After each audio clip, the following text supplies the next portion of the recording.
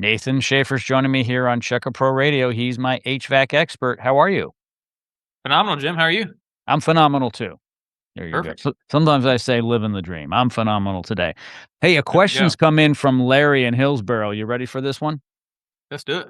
All right. Last July, during the brutal heat wave, we had our AC run nonstop for 2 straight weeks, and our electric bill was absolutely through the roof. Can Nathan talk about what happens to an HVAC system that runs continuously in extreme Ohio summer heat, whether that kind of strain causes long term damage, and what steps homeowners in our area can take right now to reduce how hard their system has to work during those brutal July heat waves? Hmm. I know it was hot, and it is hot. Yes. Yes, and yes, and yes, right? Um, yeah, so I think you said Larry sent that in. Yeah, I think number one important thing to remember, when we get to this time of year, right? It's July, it's extremely hot. You know, in this part of the country, different parts of the country have different what they call design temperatures. We don't get to pick that, right? But it's set off of industry standards. And with that, for us here, the design temperature is 90 degrees Mm, and cooling 0 degrees and heating. So when we hit 90 degrees, at 90 degrees and above on a perfectly sized system, we're going to expect it to run 24/7, right? As it gets above 90, it's not uncommon, depending on the house, right? Does it have direct sun or shade and different things? How many times you open and close the doors? Those all have infiltrations, right? And effects on the house and the loads that it might fall a degree or 2 behind. And so, last summer we hit that and that ran for that couple of weeks there nonstop. Was we at that point and we were above 90 degrees? Did it maintain or not? That's not necessarily initially a big worry. Um, as far as affecting the AC, and damaging it, it's kind of I once again relate back to a car, right? Your car could run for, actually I was down there close to you, Jim, not long ago, right? And I drove all the way down. It was an 18-hour drive down, and my truck ran, for 20 hours straight. Doesn't hurt it one bit. The cruise is set. We're just cruising. It's actually harder oftentimes, right? If I was driving through traffic, or in town, I should say, for 20 hours and starting to stop and turning it on, turn it off, turn it on, turn it off. That can actually have a lot more wear and tear mm. components, on that system. And so, um, doesn't necessarily hurt the system to run nonstop like that for 2 weeks.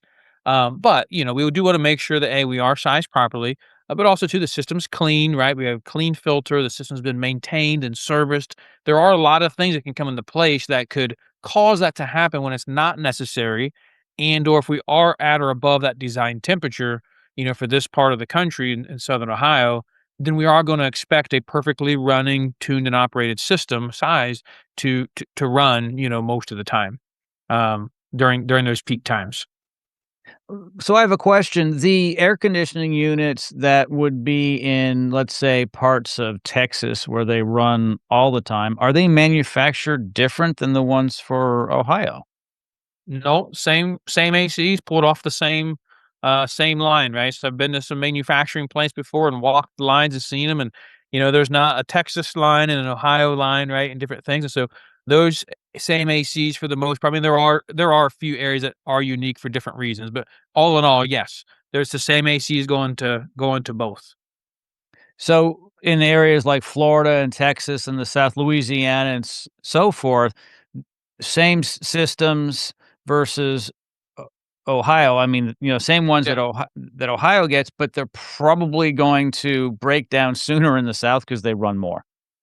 Yeah, absolutely, and you get some of those southern markets, you get closer to the ocean and stuff, right? You have salt in Mhm. the air, and so, here, an average lifespan, according to Consumer Reports is 12 years. You get down in other markets, right, that are closer to the oceans and stuff, or, it might be every 4 and 5 years or 7 years, right? And so, there's different areas and lifespans as well as wear and tear and breakdowns, etcetera.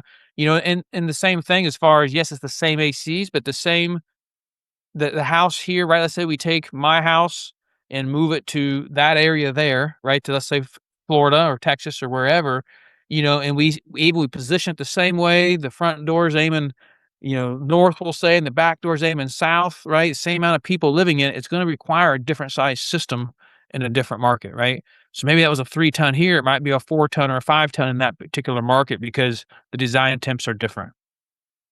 Yeah, that's for sure. Everything's different. Okay, thank you so much, Nathan. I appreciate it. All of Nathan Shafer's information is located in the description of this podcast. We'll see you next time. Thank you. We'll see you later, Jim.